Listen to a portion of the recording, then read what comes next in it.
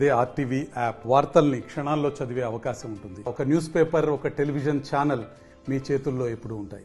దక్షిణ కాశీగా పేరొందినటువంటి వేములవాడ రాజన్న ఆలయంలో లడ్డు నాణ్యతపై మరోసారి వివాదం నెలకొంది. ఇటీవల కొనుగోలు చేసినటువంటి లడ్డూలో ఒక భక్తునికి ఆ లడ్డూలోనే జిర్ర పురుగులు వచ్చాయి, వెంట్రుకలు వచ్చాయి. దీంతో తీవ్రంగా ఆవేదనకు గురయ్యారు. ఆర్టీవీని ఆశ్రయించడం జరిగింది. దీంతో ఇప్పటికైనా అధికారులు స్పందించాల్సినటువంటి అవసరం ఉంది.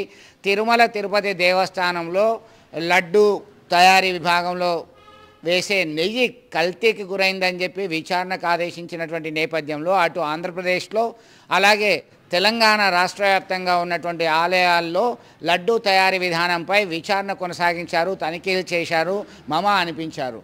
ఆ తర్వాత జరుగుతున్నటువంటి పరిణామాల నేపథ్యంలో నియమ నిబంధనలు పాటించట్లేదు. లడ్డూ తయారీదారు చేసే క్రమంలో ఖచ్చితంగా తల నుంచి వెంట్రుకలు వడకుండా క్యాప్ లాంటిది పెట్టుకోవాలి, గ్లౌస్ ఖచ్చితంగా పెట్టుకోవాలి.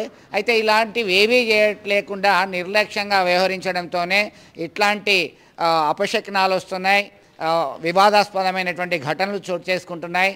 దీన్ని ఖచ్చితంగా సమీక్షించాల్సినటువంటి అవసరం దేవాలయ అధికారులపైన ఉంది. వేములవాడ రాజన్న ఆలయం అంటేనే పేదల పెన్నిది, కోడెమొక్కుల రాజన్న అని చెప్పేసి భక్తులు ప్రగాఢంగా విశ్వసిస్తారు. రాజన్న నీ దయ అంటే ఏదైనా ఇచ్చే బోధాశంకరుని యొక్క మందిరమే వేములవాడ రాజన్న ఆలయం. మనతో మాట్లాడడానికి ఒక భక్తుడు ఉన్నారు. ఎట్లా చూడొచ్చు అంటారు? ఇటీవల కాలంలో దేశవ్యాప్తంగా ఒక చర్చ జరిగింది. వేములవాడ తిరుమల తిరుపతి దేవస్థానంలో తయారు చేసిన లడ్డు నెయ్యి కల్తీ అయిందని. ఆ తర్వాత అనేక తనిఖీలు జరిగాయి. తాజాగా మన వేములవాడ రాజన్న ఆలయంలో తయారు చేసిన లడ్డూలో జిర్ర పురుగులు, వెంట్రుకలు వచ్చినటువంటి పరిస్థితి. ఎట్లయితే బాగుంటుంది? అవునండి, ఈ ప్రముఖ పుణ్యక్షేత్రం అండి వేములవాడ అనేది. ఎంతోమంది రోజు ప్రతినిత్యం అనుదినము చాలా వేల మంది భక్తులు వస్తుంటారు, పోతుంటారు. అలాంటి పుణ్యక్షేత్రంలో లడ్డూ తయారీ విభాగంలో సిబ్బంది యొక్క నిర్లక్ష్యం వల్ల, వారు సరిగా చేయకపోవడం వల్ల, వారు సరైన విధి నిర్వహణ సరిగా నిర్వర్తించకపోవడం వలన, వాళ్ళు సరైన గ్లౌజులు లేవు, ఏం లేవు, తీసుకున్నటువంటి ప్రసాదంలో వెంట్రుకలు, పురుగులు అప్పుడప్పుడు మధ్య మధ్యన, ప్రతిరోజు అనునిత్యమని కాదు కానీ మధ్య మధ్యలో వస్తున్నాయండి.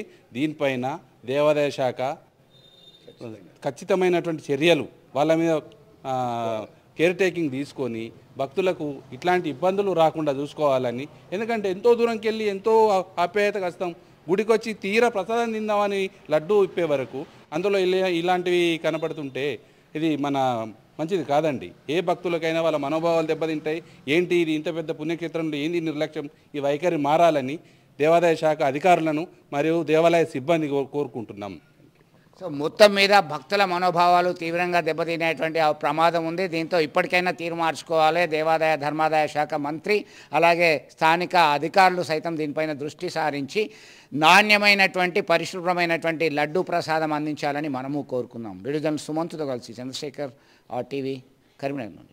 మరిన్ని వీడియోస్ కోసం ఛానల్ ని సబ్స్క్రైబ్ చేయండి. లేటెస్ట్ అప్డేట్స్ కోసం వాట్సాప్ ఛానల్ ని ఫాలో చేయండి. అండ్ లింక్ డిస్క్రిప్షన్ లో ఉంది.